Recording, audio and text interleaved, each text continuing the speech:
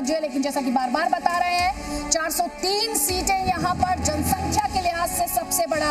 पूर्वांचल की अगर खास बात यहाँ पर की जाए तो हम आपको सिलसिलेवार तरीके से दिखा रहे हैं कि किस रीजन में कितनी सीटें। बुंदेलखंड 7 जिले और 19 सीटों की बात हम यहाँ पर कर रहे हैं। इसके अलावा रुहेलखंड 4 जिले 25 सीटों का अंक गणित आपके लिए समझना बहुत ज्यादा जरूरी है। अवध जहां पर 19 जिले हैं 119 सीटें हैं और सबसे ज्यादा सीटें इसी रीजन में। वहीं मध्य उत्तर प्रदेश जहां पर 14 जिले और 67 सीटें हैं। और पश्चिमी उत्तर प्रदेश जहां से मैं आती हूँ 14 जिले और 71 सीटें। देखिए उत्तर प्रदेश एक बड़ा राज्य है। अक्सर आपने उत्तर प्रदेश को 4 उसके खंड में देखा होगा एनालिसिस विश्लेषण होते हुए, लेकिन हमने इतनी डिटेल्स हमारे पास है कि 6 खंड में हमने बांटा है। राजीव, और यूपी चुनाव पर सबसे बड़ा ओपिनियन पोल, यूपी की 403 विधानसभा की सीटें हैं और 403 विधानसभा सीटों पर क्या है हाल हम जल्दी से आपको बताने वाले हैं। सबसे पहले पूर्वांचल की राय आप जानिए,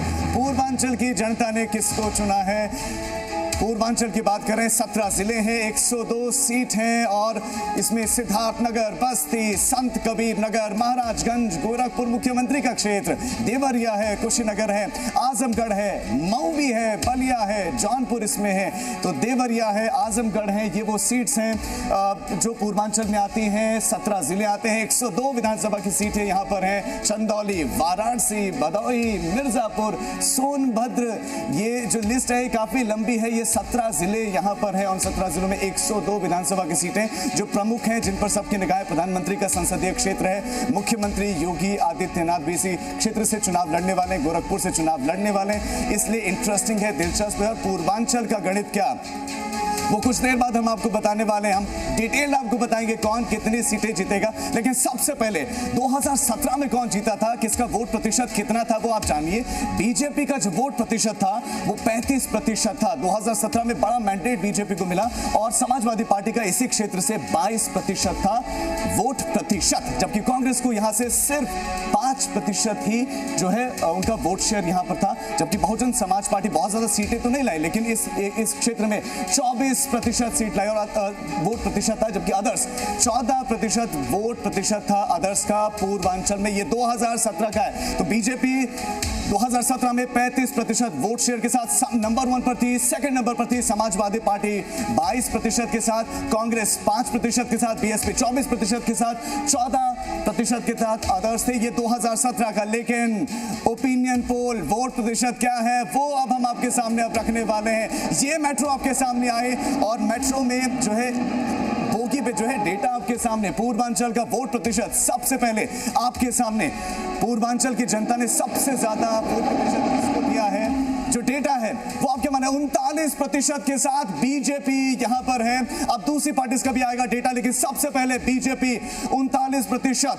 समाजवादी पार्टी पर निगाहें सबकी होंगी 36%, यानी कि बीजेपी से कम, लेकिन 36% वोट शेयर हो सकता है पूर्वांचल में समाजवादी पार्टी का। इसके बाद बारी आती है उत्तर प्रदेश में बहुजन समाज पार्टी के 11%, यानी पिछली बार की तुलना में थोड़ा कम। तो पूर्वांचल का ये वोट शेयर है और 8% के साथ कांग्रेस का वोट प्रतिशत 8%। ओपिनियन के मुताबिक जनता की राय यही है और अदर्स को 6%। ये है डेटा पूर्वांचल का। उत्तर प्रदेश में पूर्वांचल का ये डेटा है। 102 विधानसभा की सीटें हैं, सबसे ज्यादा 39% बीजेपी को मिल रहा है, 36% समाजवादी पार्टी को मिल रहा है, बहुजन समाज पार्टी को 11% मिल रहा है, तो अदर्स को 6% मिल रहा है। आदित्य, इंटरेस्टिंग डेटा पूर्वांचल का 102 सीटों का। पूर्वांचल जिसे लेकर बहुत ज्यादा पॉलिटिक्स हुई, बहुत ज्यादा एक्सप्रेसवेज की बात हुई और ये इसीलिए हमने आपको एक एक्सप्रेसवे ही दिखाने की कोशिश की एक्सप्रेस ट्रेन के माध्यम से। और 2022 में जिस तरह की तस्वीर अपने आप में इंटरेस्टिंग बीजेपी गेन करते हुए 2017 के मुकाबले 35% हमने दिखाया था 2017 में। 2022 की बात करें तो 39% पर Samajwadi party big jump. Samajwadi party 2017 में 22% पर थी, लेकिन इस वक्त आप अपनी स्क्रीन पर देख रहे हैं 36%, 14% का जंप यहाँ पर दिखाई देता है। कांग्रेस पार्टी भी गेन करी है 3%, 2017 में 5% थी। अदर्स को लॉस हो रहा है, 14 से 6% पर गिरे हैं। और वहीं अगर बीएसपी की बात की जाए तो बीएसपी भी लूज कर रही है, 11% पर है, 2017 में 24% पर थी। कई खास मेहमान हमारे साथ हैं, सबसे पहले नरेश अरोड़ा, एक कमेंट में आपका चाहती हूँ। तो देखिए ये वोट प्रतिशत है, नफा नुकसान जल्दी से आपको दिखा देते हैं। जिस नफा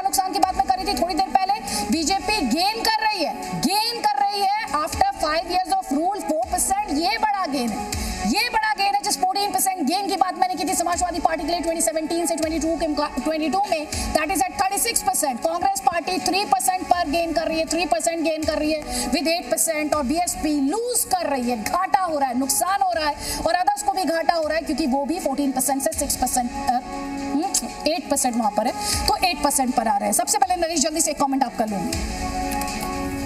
आदिति, ये जो डेटा हम देख रहे हैं इसके अंदर बीजेपी को सब्सटैंशियल गेन दिख रहे हैं which are not very surprising gains according to me, but आप देखें तो सबसे बड़ा जंप जो है वो समाजवादी पार्टी के डेटा में आपको देखने को मिल रहा है कि समाजवादी पार्टी बहुत बड़ा जंप देख रही है वहाँ पे 14%। बट उसमें देखने वाली बात यह है कि जंप जो है वो किसके कॉस्ट पे आ रहा है, और उसमें साफ देखने को मिलता है कि काफ़ी बड़ा चंक जो है वो बीएसपी की कॉस्ट पे आ रहा है। जो बीएसपी का जो फिक्स्ड वोटर है उसके अंदर हम देख रहे हैं कि कहीं वो वोटर वहाँ से खिसक के सपा और भाजपा के पास जा रहा है। These are my opening observations. ठीक, डॉक्टर संजीव मिश्रा जल्दी से एक कमेंट, क्योंकि यहाँ पर स्टोरी जो अगर हम अपनी स्क्रीन पर उसे लगातार दिखाएं, जो छिटक रहा है वोट बैंक, वो छिटक रहा है बीएसपी से और अदर्स से, और एसपी गेन करिए करीब 14%।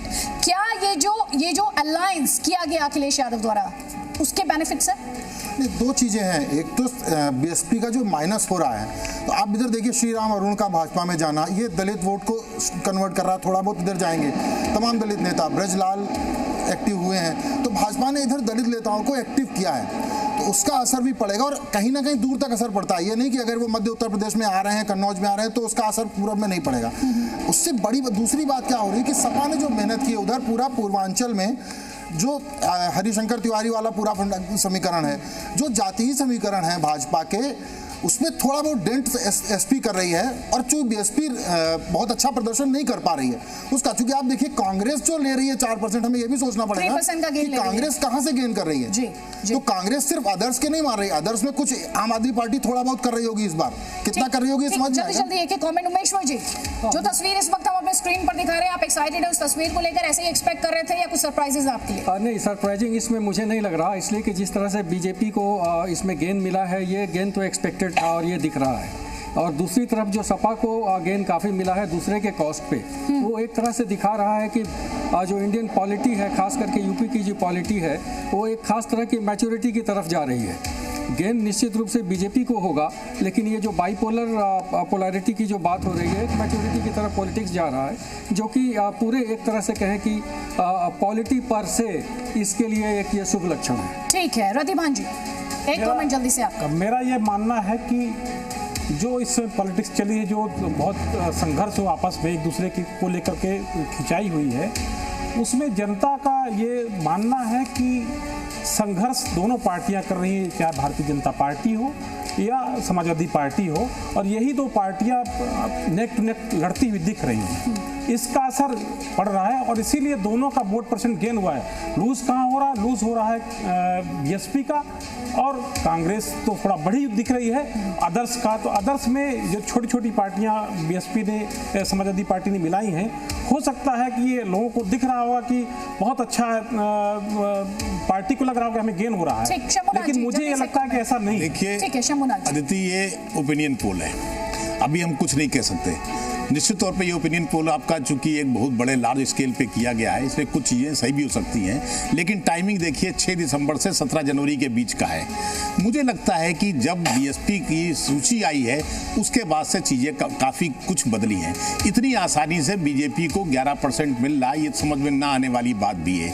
बीएसपी का अपना एक बड़ा वोट बैंक है। बीजेपी को जो नुकसान हो रहा वो थोड़ा सा इसलिए भी हो रहा कि उसके साथ से राजभर वोट और थोड़े से वोट अन्य पार्टियों के भी गए हैं वहाँ। प्लस ये है कि निषाद पार्टी के लोग हैं और बहुत सारे लोग उनके साथ आ गए, इसलिए उनके पास अपना दल का कुछ वोट मिलेगा, लेकिन अपना दल का कुछ वोट कट के सपा को भी जाएगा।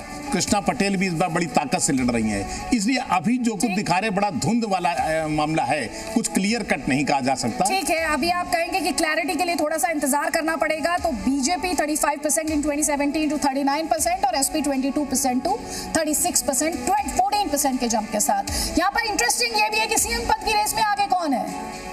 बिल्कुल आदित्य, आप बताते हैं दर्शकों को कि मुख्यमंत्री कौन सबसे ज्यादा पसंद है, कौन सा मुख्यमंत्री पसंद है, कौन मुख्यमंत्री के तौर पर दरअसल पसंद है उत्तर प्रदेश की जनता को। ये सवाल जब हमने रखा तो कौन देखिए सबसे ज्यादा पसंद है, हम बताने वाले हैं आपको जो नाम हमने रखे वो नाम भी आपके सामने आने हैं। तो पूर्वांचल में सीएम पद पर सबसे पहली पसंद कौन है वो आपको बताने वाले हैं। ये मेट्रो आने वाली है क्योंकि उत्तर प्रदेश में भी मेट्रो दौड़ते और 48% लोगों को मुख्यमंत्री योगी आदित्यनाथ मुख्यमंत्री पद के लिए पसंद है। ये 48%, अभी दूसरे नाम बाकी हैं। अब उन नामों को कितना प्रतिशत मिलता है हम बताने वाले हैं, लेकिन 48%, अखिलेश यादव 35%, मुख्यमंत्री अभी मुख्यमंत्री योगी आदित्यनाथ सबसे ऊपर है, अखिलेश यादव 35%, मायावती को सिर्फ 9%। ये पूर्वांचल की बात है। आपको बता दें पूर्वांचल में जब हमने पूछा कि आपको मुख्यमंत्री पद पर सबसे ज्यादा पसंद कौन है, प्रियंका गांधी वाड्रा भी लिस्ट में, लेकिन सिर्फ 4% लोग कह रहे हैं कि प्रियंका गांधी वाड्रा में मुख्यमंत्री के तौर पर पसंद है, जबकि अदर्स के लिए 4%।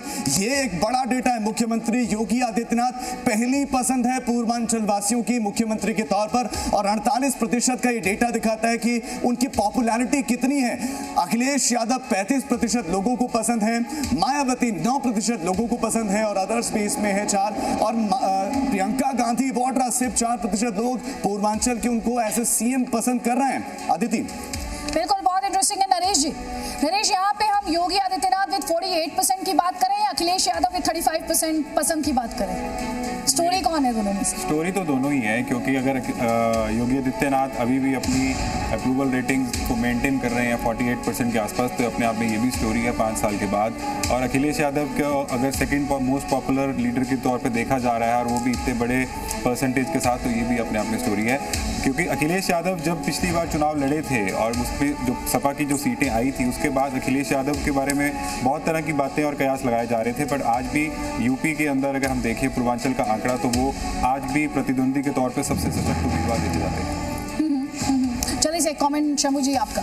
देखिए, योगी आदित्यनाथ सीएम पद की रेस में योगी आदित्यनाथ क्लियर लीडर है, इसमें कोई डाउट नहीं। बिल्कुल, योगी आदित्यनाथ की एक छवि बड़ी साफ सुथरी बनी हुई है, ये देखने वाली बात है।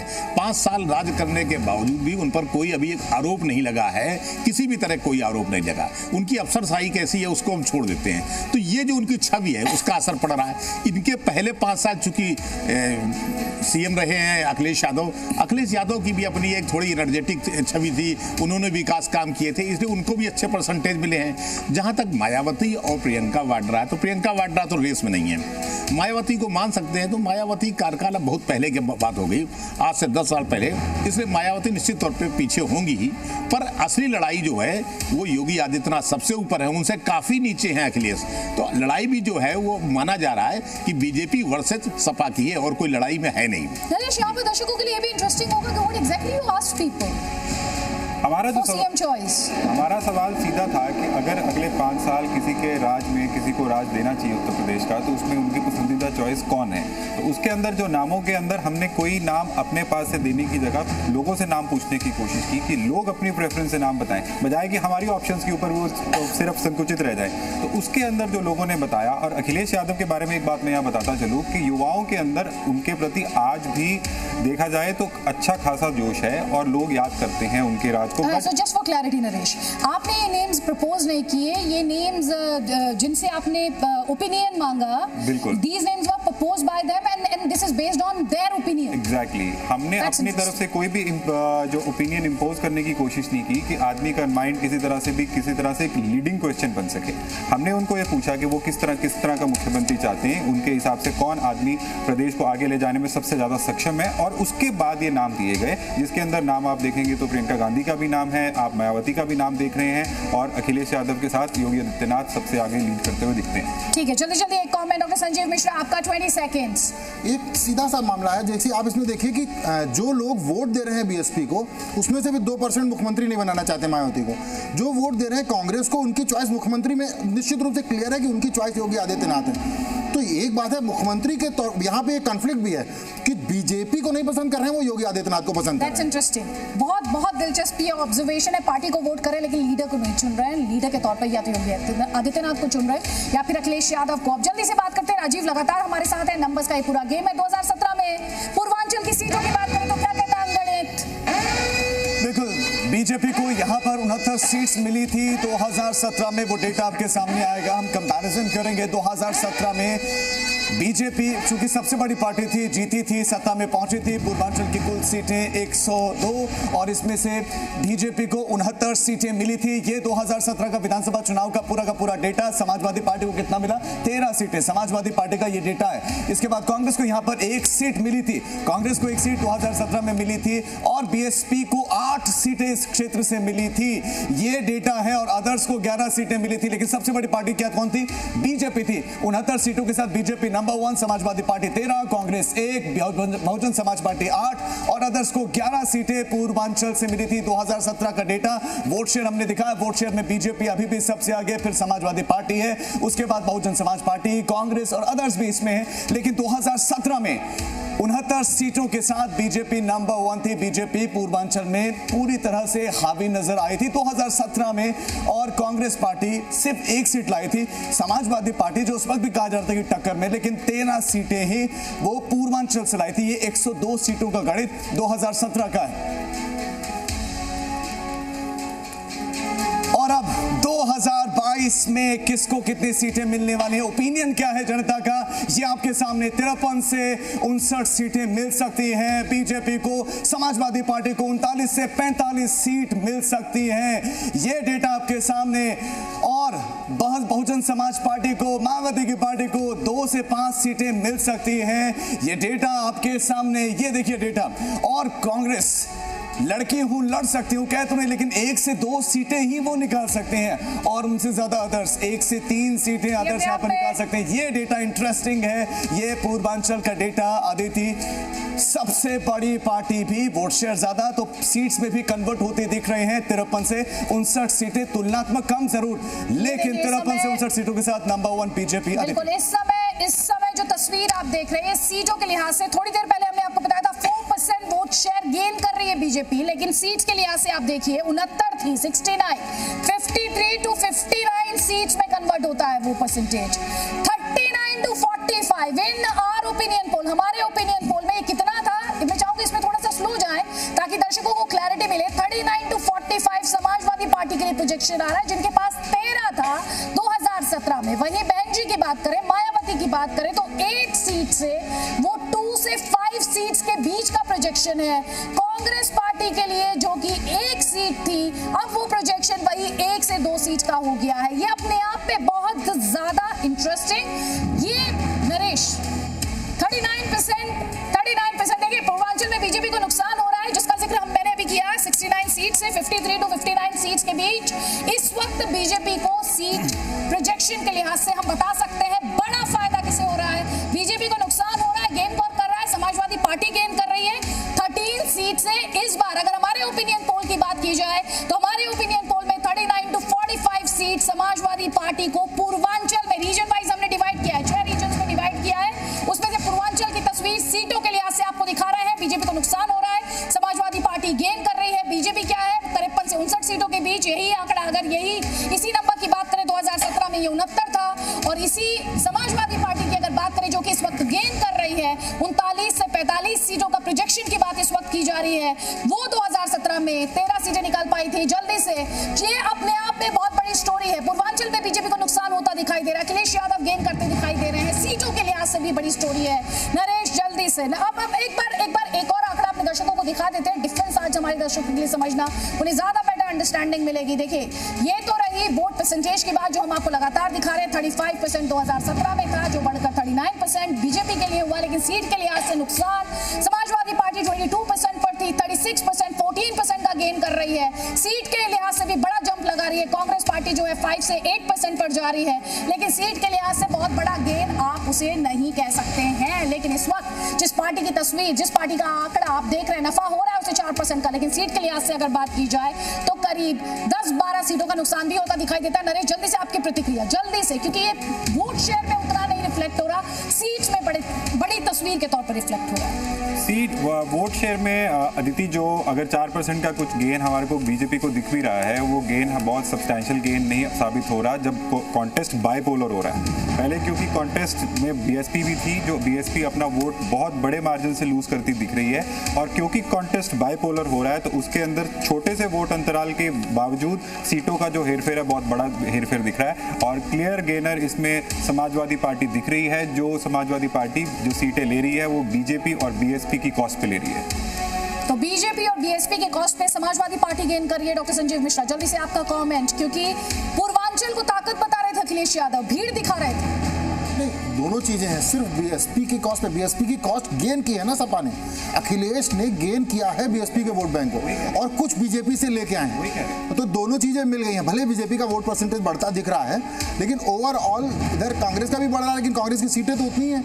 तो ये जो गेन है वो बेसिकली जो बाइपोलर इलेक्शन हो रहा है उसका रिजल्ट है ये। ठीक ठीक ठीक। उमेश्वर जी, बीजेपी को नुकसान हो रहा है, बीजेपी उसके अलाइज को नुकसान हो रहा है, सीटों के लिहाज से, वोट परसेंटेज के लिहाज से 4% गेन कर रहा है। और समाजवादी पार्टी एक बड़े लेवल पर, अगर उसकी सीट्स के लिहाज से बात की जाए तो 3 गुना ज्यादा सीटें लाती दिखाई देती है इस प्रोजेक्शन में। लगातार हमारे दर्शकों को हम दिखा रहे हैं कि हमारा इस ओपिनियन पोल का जो प्रोजेक्शन है वो क्या कहता है। 53 से 59 सीटें बीजेपी अलाइज के लिए, बीजेपी और उसके अलाइज के लिए। पूर्वांचल की तस्वीर इस वक्त आप अपनी स्क्रीन पर देख रहे हैं। समाजवादी पार्टी और उसके अलाइज की बात करें तो 39 to 45 सीट्स। जब इस तस्वीर को देख रहे हैं, भूले नहीं 2017 में समाजवादी पार्टी के लिए आंकड़ा सिर्फ 13 था, 2 से 5 बहनजी के लिए, बीएसपी के लिए। लेकिन पिछली बार जो इलेक्शंस हुए थे उसमें ये सीट्स जो थी वो 8 थी, कांग्रेस पार्टी 01 to 02, यानी 1 से 2 सीटें। बहुत ज्यादा बदलाव होता दिखाई नहीं दे रहा। जल्दी से नरेश एक कमेंट करना चाह रहे हैं, बहुत जल्दी से। देखिए, हम सीटों का नफा नुकसान भी लगातार दिखा रहे हैं। हमने आपको बताया बीजेपी 69 सीट्स निकाल रही थी, और अब ये देखिए, अब ये इस वक्त आप समाजवादी पार्टी का देख रहे हैं कि किस तरह से 26 to 32 सीट्स गेन कर सकती है। कांग्रेस पार्टी 1 सीट गेन कर सकती है। और बहुजन समाज पार्टी की बात करें, बीएसपी की बात करें तो नुकसान